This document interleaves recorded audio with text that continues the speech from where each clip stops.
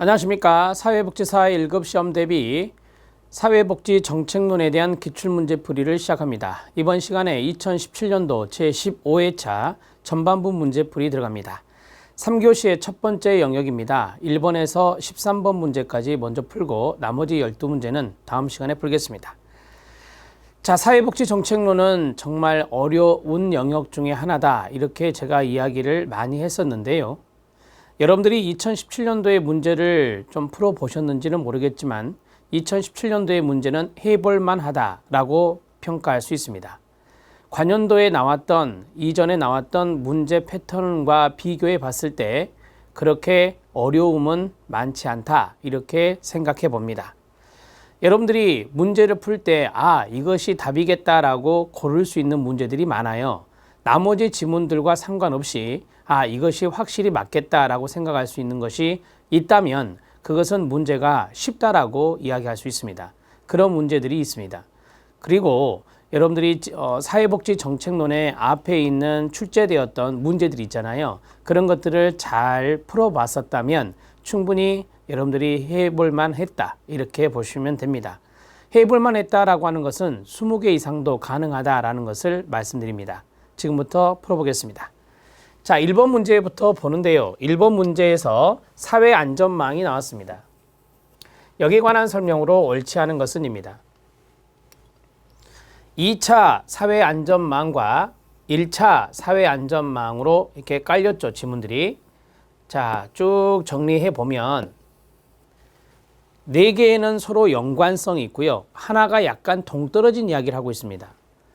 2차적 사회안전망의 빈곤계층이 나왔습니다. 빈곤계층의 기본적 욕구를 충족시켜주기 위한 목적으로 운영된다. 이게 맞는 지문인데요. 대표적인 게 뭐죠? 공공부조입니다. 그렇죠? 빈곤계층이니까. 그러면 어디를 보냐? 4번을 보세요. 4번을 보면 2차적 사회안전망은 주로 공공부조 제도로 구성되어 있다. 이것도 맞겠죠. 1번이 맞으면 4번도 맞는 겁니다. 자, 그 다음에 몇 번을 보시냐면 3번을 보겠습니다. 1차적 사회안전망은 개인의 노력과 능력으로 확보하게 되는 안전망이다 라고 했어요.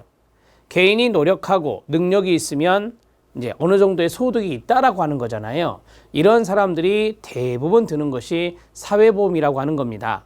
따라서 개인의 노력과 능력으로 확보되는 게 1차 사회안전망인데 5번을 보면 1차적 사회안전망은 주로 사회보험 제도로 구성되어 있다라고 했어요. 5번 지문은 3번 지문과 연관성이 있습니다. 그러면 답은 자연스럽게 2번이 되는 거예요. 이런 식으로 1번 문제를 해결할 수도 있어요. 1차적 사회안전망과 2차적 사회안전망은 각자의 목표에 따라서 엄격하게 구분하여 운영된다라고 했는데요. 여러분, 1차 안전망과 2차 안전망은 공공부조 사회보험 이런 식으로 해서 엄격하게 구분해서 운영될 것 같지만 그렇지 않은 경우가 있어서 틀렸습니다. 간단하게 해설에도 말씀드렸지만 실업자를 한번 생각해 보겠습니다. 자, 실업자가 있다. 그런데 이 실업자에게 혜택을 주는 사회보험 제도는 고용보험 제도입니다. 그렇죠? 그런데 이 실업자가 생계가 곤란해졌다 그러면 동시에 공공부조 혜택을 받을 수도 있습니다. 따라서 이 실업자의 경우는 1차 사회안전망, 2차 사회안전망에 결합되어 있는 거예요. 그래서 1차 사회안전망과 2차 사회안전망은 각자의 목표에 따라 엄격하여 구분하여 운영되기가 어려운 경우가 있습니다. 이렇게 정리하시면 돼요. 사회보험 대상자가 공공부조 대상자가 될 수도 있고 공공부조 대상자가 사회보험 대상자가 될 수도 있습니다. 이런 식으로 정리를 하시면 되고요. 2번 지문은 옳지 않은 지문이니까 여러분들이 그냥 참고적으로 이것이 두 가지가 엄격하게 구분해서 운영되기 어려운 케이스가 있겠구나 라고 생각하고 넘어가시면 됩니다. 자, 1번, 3번, 4번, 5번은 서로 연관성이 있어서 지그재그로 봐드렸습니다. 답은 2번입니다. 2번 문제 들어갑니다. 현금급여와 현물급여가 있습니다. 장단점에 관한 설명으로 옳지 않은 것은입니다. 이것도 문제 답은 찾기 쉽습니다. 현금급여는 복지 상품이라든지 서비스의 선택권을 보장해 줄 수 있다라고 했습니다. 내가 현금을 받아서 내가 이 서비스 받을란다, 이 상품 살란다 라고 선택할 수가 있죠. 그래서 아시는 대로 현금은 선택권이 높죠. 맞습니다. 현금급여는 끊고 사회복지기관 관리 운영비의 절감과 행정적 편의를 가져다 줄 수가 있습니다. 자, 현금급여는 우리가 이제 수급자에게 현금을 주잖아요. 수급자에게 현금을 주면 그 현금을 가지고 사회복지기관에 가서 서비스를 받게 되겠죠. 따라서 관리 운영비, 복지기관에 현금이 들어오기 때문에 관리 운영비, 행정적 편의 이런 것들이 도모될 수 있는 것입니다. 이것은 장점이라 말할 수 있습니다. 지금 두 가지 묶어서 현금급여의 장점이다 이렇게 정리하시면 되겠습니다. 현물급여는 현금급여에 비해서 오남용의 위험이 크다라고 했습니다. 오남용이 큰 건 뭐죠? 현금이죠. 따라서 현물급여가 주어이기 때문에 작다라고 해야 되는 것입니다. 현물급여는 현금급여에 비해서 오남용의 위험이 작다. 현물급여의 장점이 되겠습니다. 현물급여는 정책의 목표 효율성을 높일 수 있다. 여러 번 봤던 겁니다. 네, 장점입니다. 쉽게 말씀드리면 이거예요. 현물급여는 오남용의 정도가 작기 때문에 목표 효율성이 높은 거다. 이렇게 보시면 되는 거예요. 자, 그 다음에 현물급여는 개인들의 복지 욕구와 괴리가 나타날 수 있다. 이건 현물급여의 단점입니다. 여러분, 우리가 복지 욕구가 있어요. 복지 욕구가 있어요. 물품에 대한 복지 욕구가 있다고 가정해 봅시다. 그런데 필요하지 않는 물품도 받을 수 있어요. 물품이 바로 현물급여 중에 하나니까 여기에 괴리가 나타날 수 있는 것이죠. 필요 없는데도 받는다. 그게 물품입니다. 이렇게 해서 정리하시면 5번 지문이 현물급여의 단점이라는 것을 알 수 있습니다. 답을 해결했습니다. 3번이 답입니다. 3번 문제 들어갑니다. 3번 문제는 1942년 1942 베버리지 리포트가 구상한 복지국가 모형의 특징이 아닌 것은입니다. 베버리지 보고서에서 가장 유명한 말이 요람에서 무덤까지입니다. 요람에서 무덤까지 사회보장을 하자라고 했어요. 그리고 다양한 프로그램을 제시했던 사람이 베버리지입니다. 이 베버리지 보고서는 보편적 복지를 지향했던 거예요. 그리고 이러한 베버리지 보고서는 유럽에 영향을 많이 끼치게 되는 겁니다. 이것을 여러분들이 알고 있죠. 시혜보다는 권리성이 강조된 것도 알고 있죠. 그러면 1번 지문 들어가면 빈곤계층을 대상으로 하는 선별적 복지를 강조한 게 아니죠. 보편적 복지 강조한 거예요. 자, 그 다음에 정액부담과 정액급여, 정액부담과 정액급여의 원리를 바탕으로 한다. 소득에 상관없이 똑같이 돈을 내고 똑같이 돈을 받자. 사회보험의 6원칙 중에 하나 아닙니까? 베버리지는 결핍, 궁핍, 빈곤과 동의어, 질병, 무지, 불결, 나태 이걸 5대 사회악으로 규정했습니다. 맞습니다. 정액부담의 원칙, 보험료를 똑같이 부담하는 원칙은 보험료 징수와 관련한 행정비용을 절감할 수 있는 효과가 있습니다. 소득 수준에 상관없이 똑같이 돈을 부여해서 받기 때문에 우리가 행정비용을 많이 줄일 수가 있죠. 복잡하지 않잖아요. 자, 그 다음에 노령, 장애, 실업, 질병과 같은 가로, 사회적 위험들을 하나의 국민보험에서 통합적으로 운영한다. 이걸 뭐라고 배웠죠? 네, 행정책임의 통합입니다. 사회보험의 원칙에 행정책임의 통합 이런 것들을 이야기하고 있습니다. 자, 여기에서 국민보험에서라고 했잖아요. 보험이라는 단어가 들어가 있습니다. 여러분들이 알다시피 영국은 국민보험법이었어요. 그래서 이 국민보험에서 통합적으로 운영하자. 그게 바로 행정책임의 통합입니다. 맞습니다.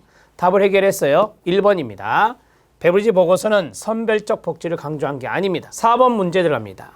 우리나라 산업체의 보상보험제도의 특징이 아닌 것은입니다. 자, 이 문제에서 답이 되는 지문은 예전에도 출제됐던 겁니다. 보험료는 끊어요. 업종별로 상이한 보험료율을 적용하고 있습니다. 위험할 확률이 높은 위험사고가 많이 날 수 있는 것은 상당히 높고 그렇지 않은 데는 낮고 이렇게 되죠. 이걸 업종별 보험료율이라고 그래요. 업종별 보험료율이라고 해요. 자, 우리 사회복지기관은 사회복지 사업을 하는 기관은 몇 퍼센트냐? 0.7%입니다. 가장 낮은 보험료가 0.7%거든요. 자, 그리고 여러분들은 한 가지 써보세요. 가장 높은 보험료를 취하고 있는 데가 석탄공업입니다. 석탄산업이요. 자, 석탄업이라고 쓰세요. 석탄업은 32.3%입니다. 광산 석탄업 있잖아요. 여기는 사고가 날 확률이 높기 때문에 상당히 보험료율이 높습니다. 32.3%를 적용하고 있어요. 2017년 현재입니다. 최하는 0.7%가 적용되고 있고요. 보험료는 개별 사업장의 산재 사고 실적에 따라 보험료를 증감한다. 우리가 자동차 보험 넣죠. 사고 나면 할증 붙죠. 그래서 몇 년간 보험료를 많이 내야 됩니다. 이것도 마찬가지예요.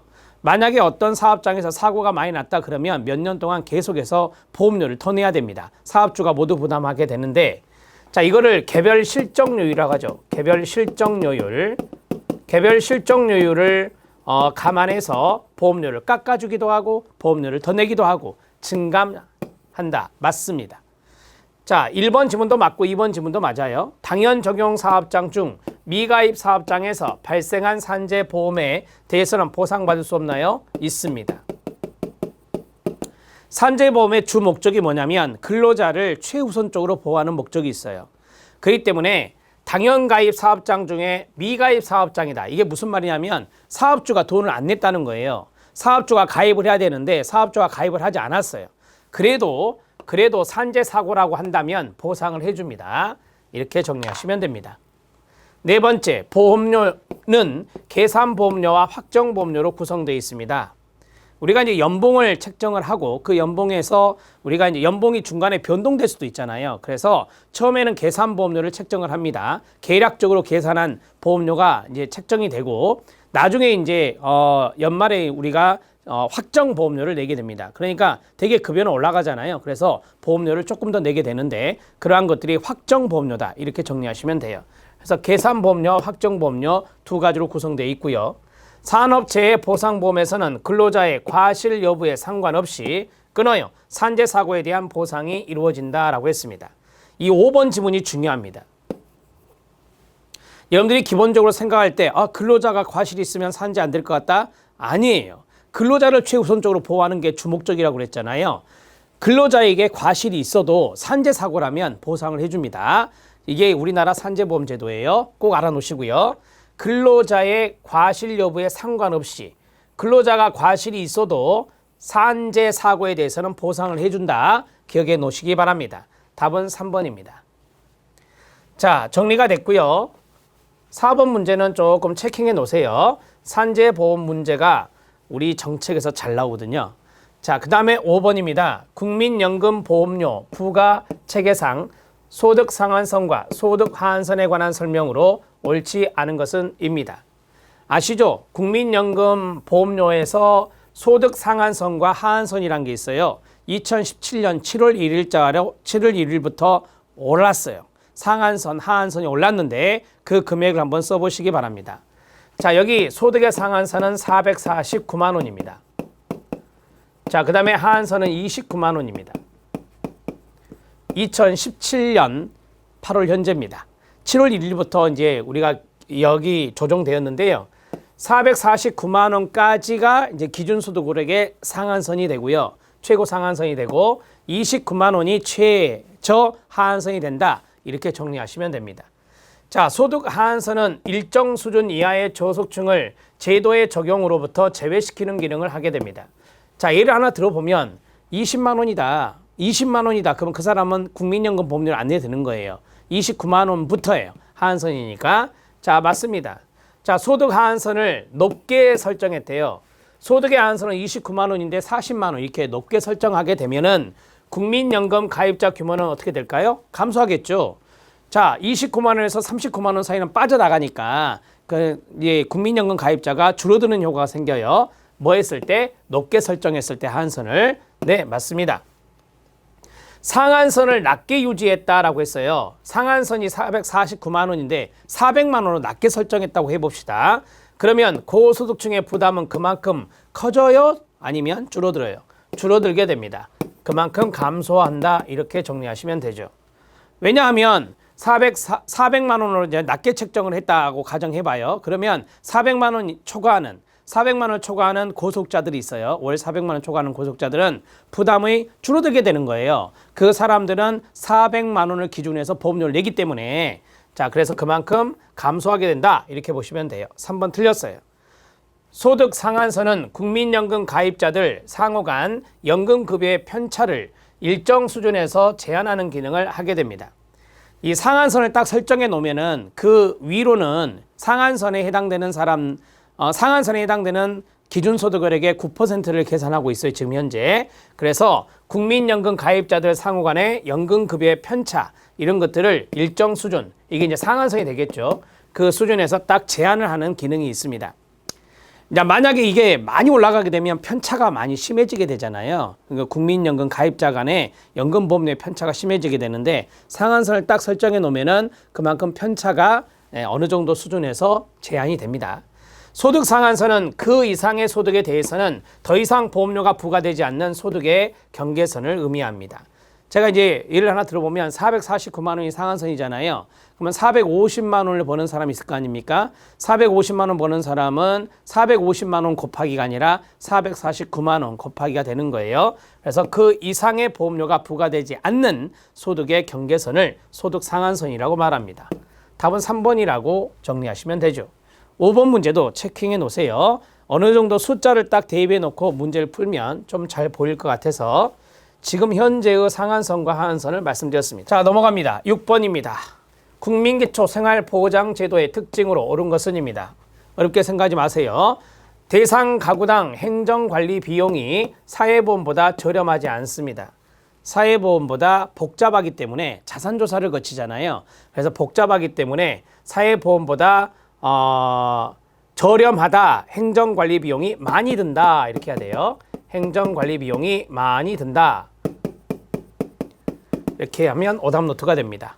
여러분, 사회보험은 자산조사를 하지 않아요. 그러니까 아주 단순하고 이 행정 비용이 적게 들어요. 그런데 이 공공구조는 그렇지 않아요. 재원은 기금에 의존하는 거 아니에요. 조세로 한다고 했어요. 조세와 기금은 달라요, 여러분. 그 다음에 재원을 부담하는 자와 끊어요. 수급자가 다르죠. 수급자가 다릅니다. 재원을 부담하는 자가 고소득층, 중산층, 이 사람들이 세금을 내고 그 세금을 가지고 이제 빈곤층에게 주는 것이기 때문에 수급자는 빈곤층이 되고 재원을 부담하는 자는 중산층, 고소득층이 되는 거죠. 대상자 선정에서 부양의무자 존재 여부는 고려됩니다. 부양의무자가 있느냐, 없느냐 따지잖아요. 선정 기준으로 기준 중위 소득 이것을 활용하고 있죠. 이게 바로 상대적 빈곤선인지 아시죠? 상대적 빈곤선을 우리나라는 활용하고 있습니다. 답은 5번이 답이에요. 7번 문제 들어갑니다. 7번 문제는 모형의 문제인데 별표를 쳐주세요. 에스핑 앤더슨의 문제, 복지국가 유형 중에 이게 있죠. 조합주의 복지국가 모형입니다. 특징이 아닌 것은입니다. 여기서 중요한 단어가 이제 조합이라는 단어예요. 조합의 별표 치시고요. 유럽 대륙국가, 독일, 프랑스, 이탈리아, 네덜란드, 오스트리아 이런 나라들이 에스핑 앤더슨의 구분에 의하면은 조합주의 복지국가의 모형으로 이 군집 분석으로 이루어졌는데요. 자, 사회보험 가입자들의 직장 이동성을 활성화할 수 있다. 아닙니다. 직장 이동성, 이직이라고 말하잖아요. 이직이 활성화되지 않고요. 여기 있는 조합주의 국가는 사회보험이 많이 강조가 되죠. 그래서 앞에 사회보험 가입자들이라고 했어요. 우리의 고용 안정이 상당히 잘 됩니다. 이 조합주의 복지국가는 고용 안정성이 높아요. 고용 안정성이 높고 그 다음에 소득의 형평성이 높아요. 소득의 형평성도 높아요. 그렇기 때문에 직장 이동이 낮아요. 이직 가능성이 낮다고요. 이직 가능성이 낮다. 이렇게 보시면 됩니다. 자, 고용이 많이 안정되고 그 다음에 소득 형평성이 있고 그래서 이직 가능성이 낮다. 이런 것들을 좀 알아놓으시면 좋겠고요. 자, 두 번째, 산업재해와 같은 동일한 위험에 대해 다수의 운영 주체가 존재한다라고 했습니다. 그러니까 위험에 따라서 운영 주체가 다 있어요. 따로따로 독립되어 있어요. 그래서 다수의 운영 주체라고 이 다수란 말이 중요한데요. 이것을 우리가 조합이라고 해요. 조합. 무슨 조합, 무슨 조합, 무슨 조합 이런 식으로 운영되고 있는 것이 조합주의 복지국가예요. 제도의 적용 대상은 임금 근로계층을 원칙으로 하죠. 사회보험의 주된 대상이 임금 근로자잖아요. 자, 그 다음에 사회복지 제도들은 위험별로 구분되어서 각각 독립된 제도로 운영된다. 이제 금방 말씀드렸죠? 위험별로 다 구분해서 이 독립된 제도로 이루어지는데 그 독립된 것이 조합이다. 이렇게 보시면 됩니다. 맞습니다. 조합 단위의 제도로 하다 보니 위험 분산 효과가 상대적으로 낮습니다. 여러분, 우리나라 예전에 건강보험 한번 생각해 보면 돼요. 우리나라가 1999년에 국민건강보험법을 제정하고 2000년부터 시행을 해요. 근데 그 전에는 뭐였느냐? 의료보험 조합이었어요. 지역 조합이 있었어요. 직장 조합이 있었어요. 공무원 교직원 조합이 있었어요. 수백 개의 조합이 있었어요. 그러다 보니 위험 분산이 잘 안 돼요. 그런데 그것이 이제 건강보험공단이라고 하는 하나의 공단으로 통합이 돼요. 통합이 되면서 위험 분산 효과가 커지게 되거든요. 그러니까 질병이라고 하는 장애라고 하는 위험들이 이제 그 개인의 책임 부담에서 많이 분산이 되는 거죠. 위험 분산이라는 것은 상당히 좋은 말인데 위험 분산의 효과가 통합주의 같은 경우는 높아요. 그런데 여기 조합주의 복지국가 같이 조합주의 형태는 위험 분산 효과가 낮거든요. 그래서 조합 단위 제도로 인하여 위험 분산 효과가 상대적으로 낮게 발생한다. 맞는 내용입니다. 자, 답은 1번이에요. 7번 문제 조합주의 복지국가의 문제였습니다. 잘 기억해 주십시오. 자, 8번 문제 들어갑니다. 자, 8번 문제. 존 롤스의 사회 정의를 구성하는 요소가 아닌 것은입니다. 아주 짤막한 형태인데요. 존 롤스는 이걸 강조했죠. 사회 정의, social justice. 그래서 존 롤스의 이론이 바로 사회정 이론이에요. 사회정 이론. 자, 무지의 베일, 존 롤스의 이야기 맞고요. 원초적 상황 맞고요. 차등의 원칙 맞고요. 자, 여러분 획일적 평등사회. 이거 딱 봐도 획일적 평등이라는 것이 이게 맞겠습니까? 이건 사회정에 맞지 않잖아요. 획일적 평등은. 그 다음에 최소 극대화의 원칙 맞습니다. 답은 4번이에요. 제가 생각할 때 존 롤스의 문제 중에서 가장 답을 찾기 쉬웠던 문제 중에 하나가 이겁니다. 왜요? 획일적 평등사회가 우리가 생각하는 사회정의하고는 안 맞거든요. 그래서 존 롤스의 사회정의론에서는 이 획일적 평등을 지향하지 않는다라고 보시면 되고요. 자, 제가 이제 해설에 이런 것들 다 써드렸어요. 우리가 이제 사회정의를 이야기를 할 때는 공정성 이런 것도 중요하잖아요. 합의 이런 것도 중요하잖아요. 사회적 합의 이런 것도 중요한데 자, 우리가 무지의 베일에 쌓였다라고 하잖아요. 이런 것들이 뭐냐면 어떤 사람 계약 당사자들이 있다. 예를 들어서 계약 당사자가 있을 때 자신과 타인이 서로 어떤 것에 대해서 전혀 모르는 상태에서 출발해야 된다라고 하는 거예요. 정의에 입각해서 이런 것들이 이루어지려면. 그래서 무지의 베일이라 하고요. 자, 원초적 상황이 있어요. 무지의 베일과 연관성이 있어요. 무지의 베일, 그 다음에 어떠한 것에 합리적인 것에 도달하기 위해서 공정한 것을 도출하기 위해서는 어떤 순수한 가상적인 상황이 필요한데 그러한 것들을 우리가 원초적 상황이다. 이렇게 개념을 잡으시면 돼요. 자, 차등의 원칙이라는 게 있어요. 여러분 차등이는 차이가 있다 그 말이잖아요. 이런 것들이 불평등인데 자, 불평등을 우리가 고려할 때는 최소의 그러니까 최저 계층, 빈곤 계층을 할게요. 그냥 불평등을 이야기할 때는 고려할 때는 이 빈곤 계층에게 최대 이익이 고려되도록 이제 이 불평등이 이루어져야 된다라고 하는 거예요. 그러니까 우리 사회에서는 획일적 평등이 아니라 불평등이 존재해요. 존재하는데 차등이라고 하는 것은 빈곤 계층, 최소수의 계층 그 사람들에게 최대 이익을 고려할 필요가 있다. 그게 바로 사회정의다라고 이야기하는 거고 자, 최소 극대화의 원칙이죠. 이거 이제 시험에 잘 나왔던 거니까 자, 최소 극대화의 원칙은 뭐냐면 많은 사람들이 불평등을 인정하고 있다 그랬죠. 많은 사람들이 불평등을 인정하고 있다 하더라도 이제 최소 수혜 계층에게 아까 좀 비슷해요. 차등하고 최소 수혜 계층에게 가능한 최대 이익이 가능한 많은 이익이 갈 수 있도록 하는 불평등 그러한 것들을 선택할 거다라고 하는 거예요. 많은 사회 구성원들이 그게 바로 사회정의다라고 하는 거죠. 그러니까 사회정의라고 해서 모든 사람이 똑같이 분배받고 똑같이 획일적인 평등을 누리는 사회가 아니라 사회정의에서 불평등의 정도가 있을 때 그 불평등의 정도를 차등의 원칙이라든지 최소 극대화의 원칙에 입각해서 하자는 거예요. 이런 것들이 바로 존 롤스의 원칙들입니다. 자, 정리가 됐고요. 제가 이렇게 말씀드린 것이 해설에 있어요. 그래서 그 해설에 있는 부분들을 좀 숙지해 주시면 되겠습니다. 8번의 답은 4번입니다. 자, 9번 문제입니다. 후기 산업사회의 특징. 이거는 아주 쉬운 문제죠. 노년 부양비 감소하고 있어요. 계속해서 늘어날 건데요, 아마. 그 다음에 인간 욕구 다변화되고 있고요. 가족 해체 현상, 이혼이나 별거 이런 것들을 말하는데 가족 해체 현상이 증가되고 있고요. 그 다음에 세계화에 따른 경쟁이 심화되고 있죠. 자유경쟁, 자유시장 경쟁을 말씀드리고 있고요. 아동 노인에 대한 가정 내 돌봄 여력이 감소된다. 맞습니다. 자, 우리가 이제 좀 살기가 팍팍하다 이런 이야기를 하잖아요. 그리고 노인 인구 많이 증가되고 있고, 그래서 가정 내 돌봄의 여력 이런 것들이 많이 감소돼서 이제 노인분들 같은 경우는 물론 능력이 있는 분들은 자립적인 생활이 가능하지만 그렇지 않은 분들은 많이 몸이 편찮으신 분들은 요양기관 이런 데 이제 많이 입소를 시켜서 이제 돌봄을 하고 있죠. 그래서 가정 내 돌봄이라고 하는 그런 여력이 많이 떨어지고 있다. 이렇게 보시면 되겠습니다. 자, 노년 부양비는 계속해서 증가된다는 것을 꼭 기억하시고요. 자, 이 노인 부양비는 생산 가능 인구가 있어요. 생산 가능 인구. 생산 가능 인구는 15세 이상 64세 이하 이 인구가 생산 가능 인구예요.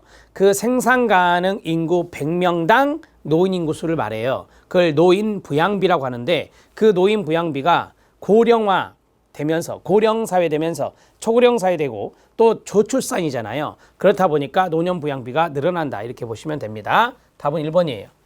자, 10번 문제 들어갑니다. 자, 10번 문제는 최근 20년간 우리나라 사회복지 정책의 환경 변화에 대한 설명으로 옳지 않은 것은입니다.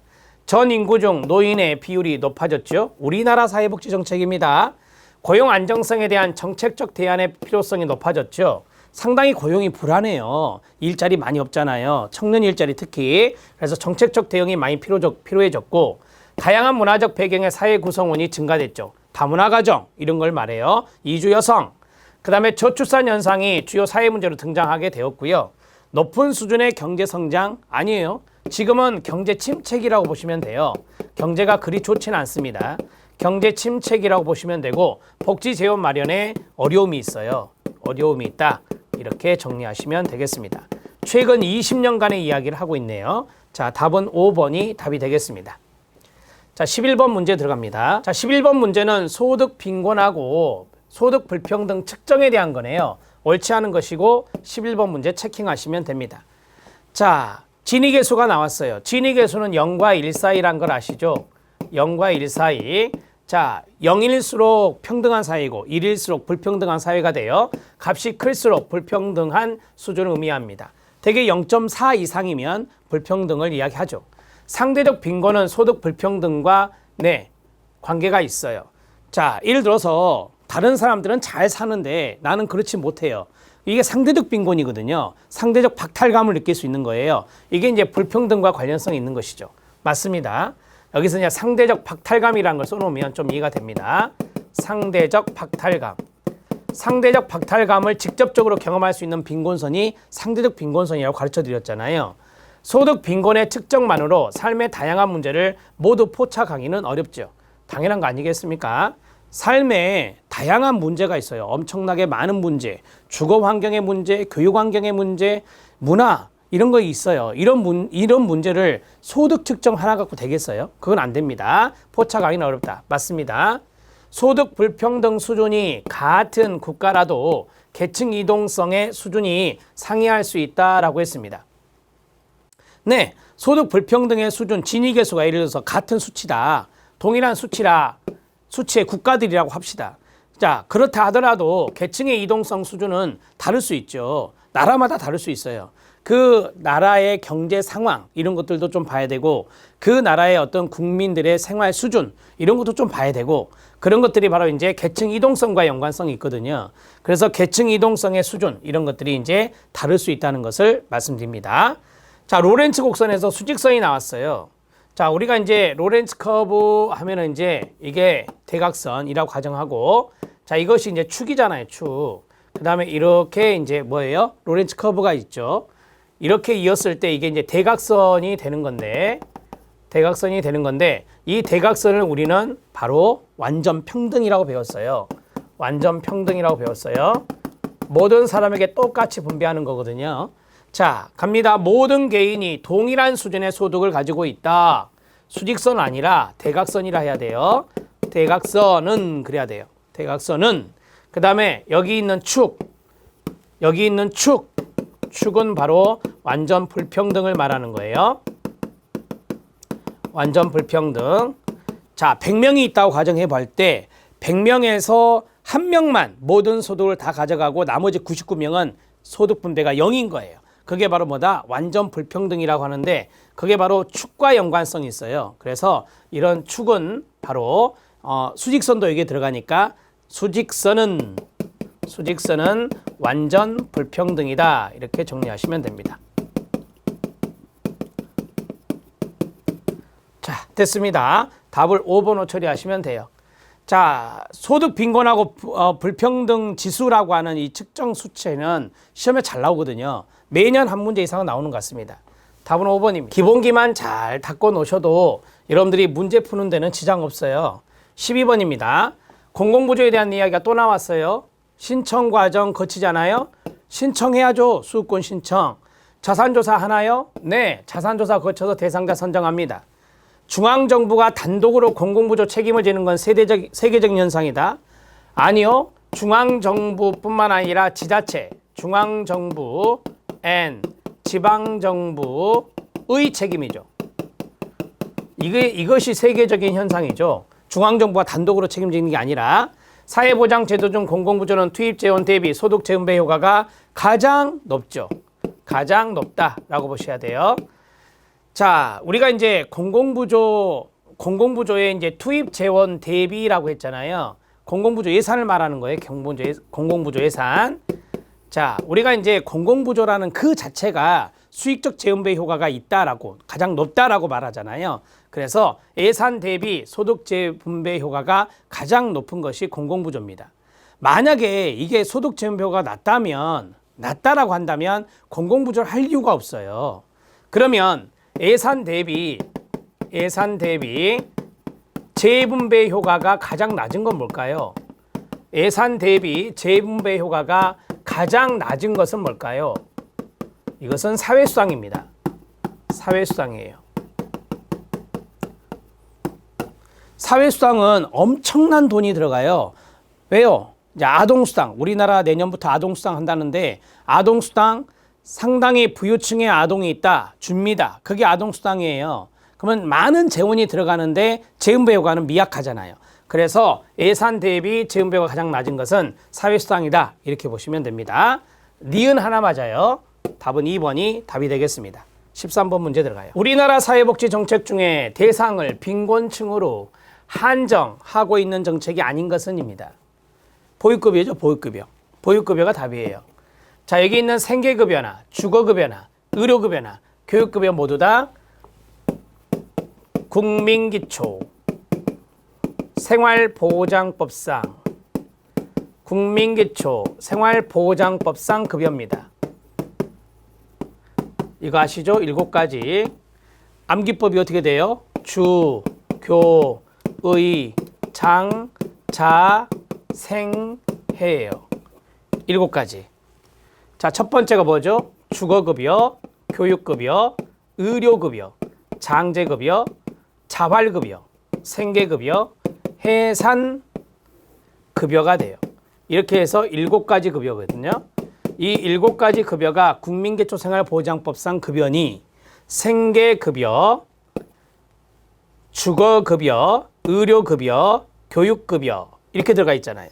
그러니까 이거는 공공부조 맞고요. 보육급여는 없습니다. 보육급여의 대표적인 게 뭐예요? 무상보육 아닙니까? 무상보육은 소득 수준에 상관없이 해주고 있어요. 보육료 지원해주고 있죠. 이게 바로 누리과정이라고 하죠. 자, 답은 1번입니다. 지금까지 13번 문제까지 해결했습니다. 나머지 12문제 다음 시간에 풀겠습니다. 열심히 공부하시기 바랍니다. 수고하셨습니다.